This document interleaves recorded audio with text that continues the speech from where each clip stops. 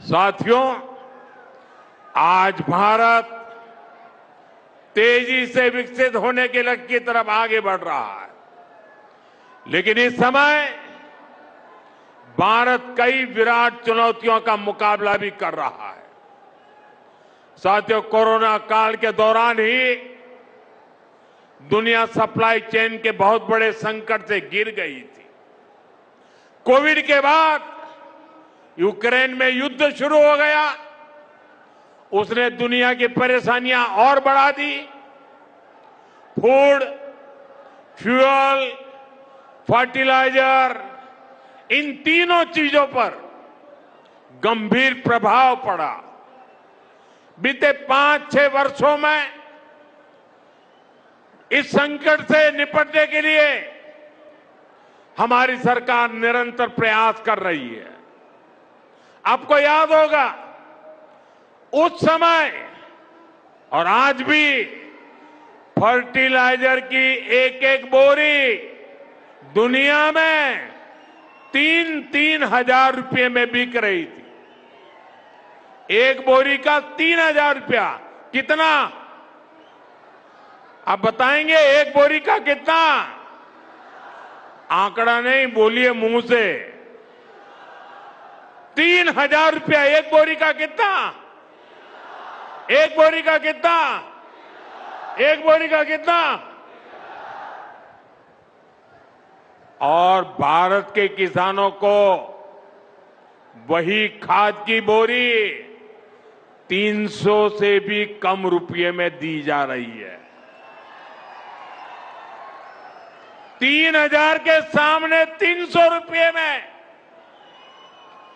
Supply chain की इन मुश्किलों के बीच पिछले 2 महीने से हमारे पड़ोस में ही इतना बड़ा युद्ध चल रहा है। इसका असर पूरी दुनिया पर पड़ा है और भारत पर तो और भी गंभीर असर हुआ है। साथियों, भारत के पास बड़े बड़े तेल के कुएं नहीं है। हमें अपनी जरूरत का पेट्रोल, डीजल, गैस, ये सब बहुत बड़ी मात्रा में दुनिया के दूसरे देशों से, बाहर से मंगाना पड़ता है। युद्ध की वजह से पूरी दुनिया में पेट्रोल, डीजल, गैस और फर्टिलाइजर के दाम बहुत अधिक बढ़ चुके हैं, आसमान को भी पार कर गए हैं। अड़ोस पड़ोस में देशों में क्या हाल है वो तो अखबारों में आता है। भारत सरकार इस युद्ध के पिछले 2 महीनों से देशवासियों को इस संकट से बचाने के लिए लगातार प्रयास कर रही है। नागरिकों पर बोझ न पड़े, इसके लिए सरकार सारा बोझ सरकार खुद अपने कंधे पर उठा रही है। लेकिन साथियों, जब सप्लाई चेन पर संकट लगातार बना रहे तो हम कितने भी उपाय कर लें, मुश्किलें बढ़ती ही जाती है। इसलिए अब देश को सर्वोपरि रखते हुए, मां भारती को सर्वोपरि रखते हुए हमें एकजुट होकर के लड़ना होगा। हमें याद रखना है, देश के लिए मरना ही सिर्फ देशभक्ति नहीं होती है। देश के लिए जीना और देश के प्रति अपने कर्तव्यों को निभाना, वो भी देशभक्ति होती है। इसलिए वैश्विक संकट के इस समय में हमें कर्तव्यों को सर्वोपरि रखते हुए कुछ संकल्प लेने होंगे और उन संकल्पों को पूरे समर्पण भाव से पूरा करना होगा। जैसे एक बड़ा संकल्प है पेट्रोल डीजल का संयम से इस्तेमाल करना। साथियों, हमें पेट्रोल डीजल का उपयोग कम करना होगा। शहरों में जहां मेट्रो है वहां हम तय करें कि हम मेट्रो का ही उपयोग करेंगे, ज्यादा से ज्यादा मेट्रो में ही जाएंगे। अगर कार में ही जाना जरूरी है तो फिर कार पूल करने का प्रयास करें और भी लोगों को साथ बिठा ले। अगर हमें कहीं सामान भेजना हो तो कोशिश करनी है कि वह ज्यादा से ज्यादा रेलवे गुड्स के जो ट्रेन होती है रेलवे की सर्विसेज से भेजें, ताकि इलेक्ट्रिक रेलवे होने के कारण पेट्रोल डीजल की जरूरत नहीं पड़ती है। जिन लोगों के पास इलेक्ट्रिक व्हीकल है वो भी कोशिश करें कि इलेक्ट्रिक व्हीकल का ज्यादा से ज्यादा उपयोग करें। साथियों, हमने कोरोना के समय में वर्क फ्रॉम होम की, ऑनलाइन मीटिंग्स की, वीडियो कॉन्फ्रेंस की, ऐसी अनेक व्यवस्थाएं विकसित की और हमें आदत भी हो गई थी। आज समय की मांग ऐसी है कि उन व्यवस्थाओं को हम फिर से शुरू करें तो वो देश हित में होगा। Work from home, online conferences, virtual meetings, इनको हमें फिर से प्राथमिकता देनी है। साथियों, आज जो संकट है उसमें हमें विदेशी मुद्रा बचाने पर भी बहुत जोर देना होगा, क्योंकि दुनिया में पेट्रोल डीजल इतना ज्यादा महंगा हो गया है, पहले से कई गुना ज्यादा कीमतें बढ़ गई है। तो हम सबका दायित्व है कि पेट्रोल डीजल की खरीद पर जो विदेशी मुद्रा खर्च होती है, पेट्रोल डीजल बचाकर हमें वो मुद्रा भी बचानी है। इसके लिए हमारे छोटे छोटे प्रयास भी देश की बहुत मदद कर सकते हैं। जैसे आजकल जो विदेशों में शादियों का, विदेशों में घूमने का, विदेशों में वैकेशन पर जाने का मिडिल क्लास में कल्चर बढ़ता जा रहा है। हमें तय करना होगा कि जब ये संकट का काल है और हमारी देशभक्ति हमें ललकार रही है तो कम से कम एक साल के लिए हमें विदेशों में जाने की बातों को टालना चाहिए। भारत में बहुत सारी जगह है, वहां हम जा सकते हैं। बहुत कुछ भारत में किया जा सकता है। इस बेटी को नीचे बिठाइए, उसे थक जाएगी। उस बेटी को बिठाइए। वो थैंक यू बेटा, थैंक यू। बैठिए, आप नीचे बैठिए। मैंने देख लिया बेटा, उसको देख लिया, अब आप बैठ जाइए। हाँ, इस छोटी बच्ची को क्यों परेशान करते हो भाई? इन बच्चों को बैठने दीजिए प्लीज। बच्चों को परेशान मत कीजिए जी। साथियों, हमें विदेशी मुद्रा बचाने के जो भी रास्ते हम लोग अपना सकते हैं हमें बचाना होगा।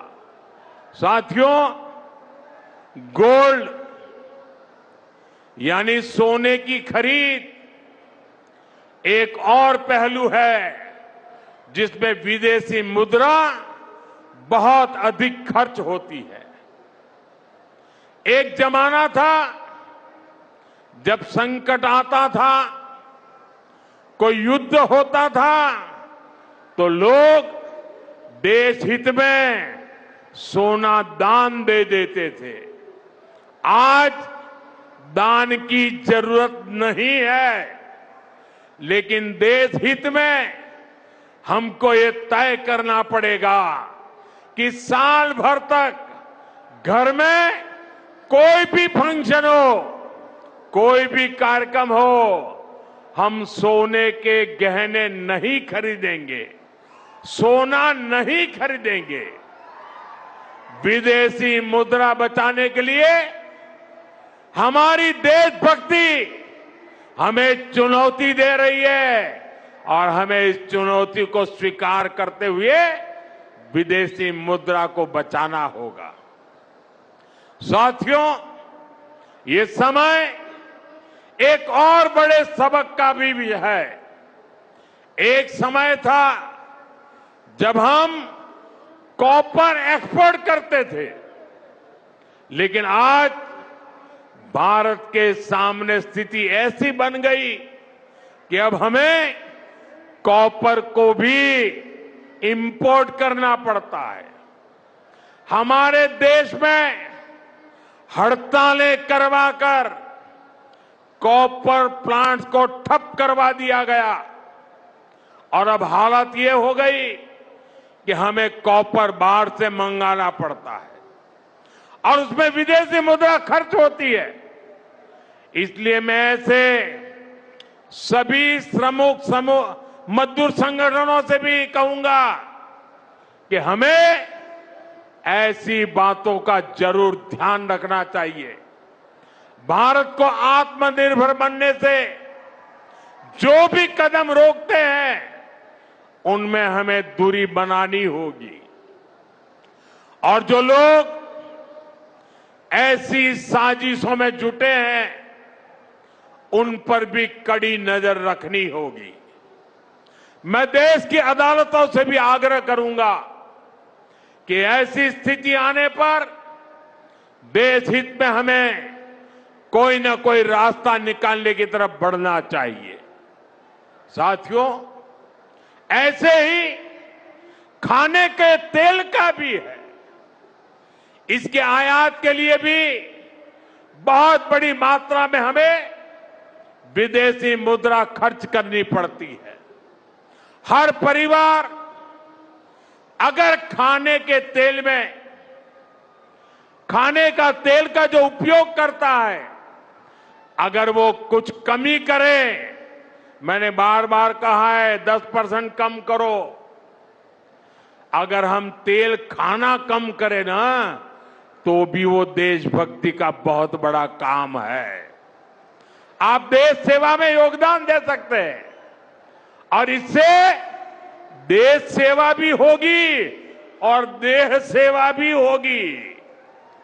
इससे देश के खजाने का स्वास्थ्य भी सुधरेगा और परिवार के हर सदस्य का स्वास्थ्य भी अच्छा रहेगा।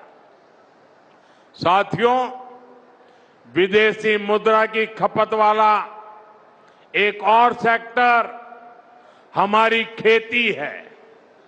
हम बहुत बड़ी मात्रा में बाहर से केमिकल फर्टिलाइजर इंपोर्ट करते हैं।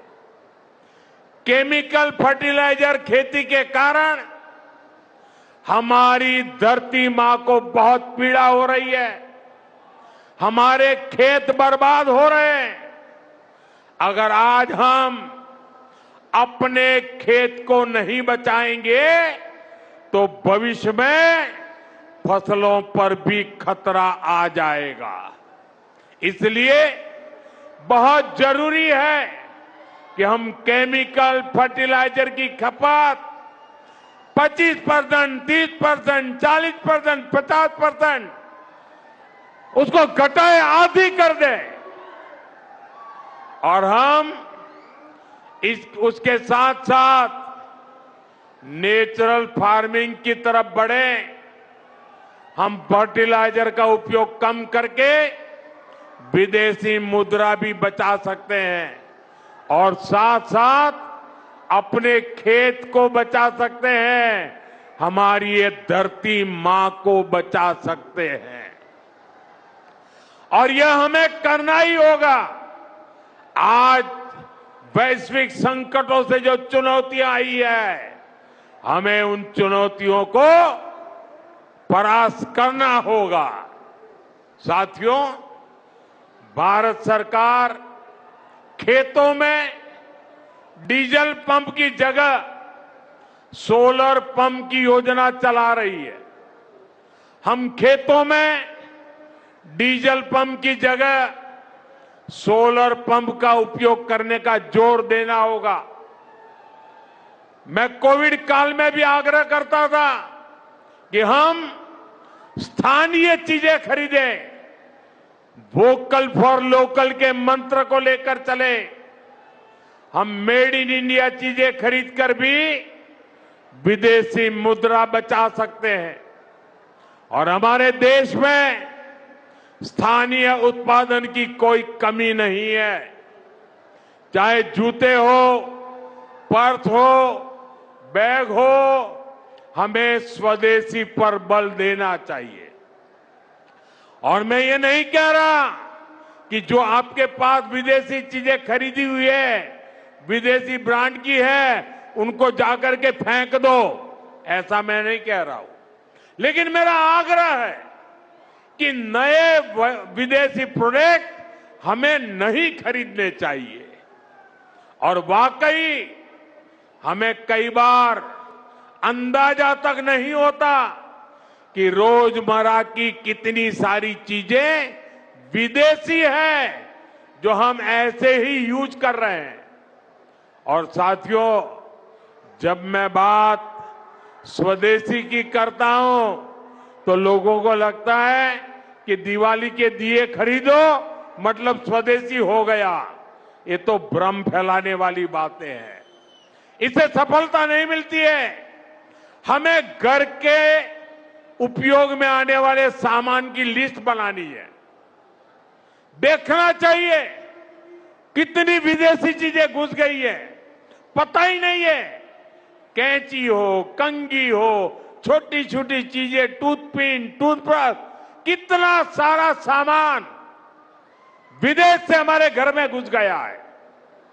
फिर इस लिस्ट से हमें हो सके उतना जल्दी स्वदेशी में बदलना चाहिए। साथियों, ये बातें सिर्फ एक सरकार, एक दल, एक व्यक्ति की नहीं है।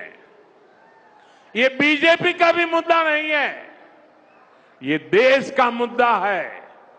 और इसके लिए हर नागरिक, हर राजनीतिक दल, हर सरकार, हर समाज, हर संगठन को संकल्पबद्ध होगा। मैं मीडिया के साथियों से भी देश हित में आगे आने के लिए आग्रह करूंगा। आइए देशभक्ति का भाव जगाएं और देश को जो वैश्विक संकट चल रहे हैं, देश उस संकटों का लाभ ले, परिस्थिति पे सवार हो जाए। ऐसा वातावरण बनाने के लिए हमें योगदान देना होगा और तभी जाकर के देश सफल होगा। ऐसे संकल्प जब हर नागरिक पूरी ईमानदारी से सिद्ध करेगा तो भारत हर संकट में जरूर विजयी होगा।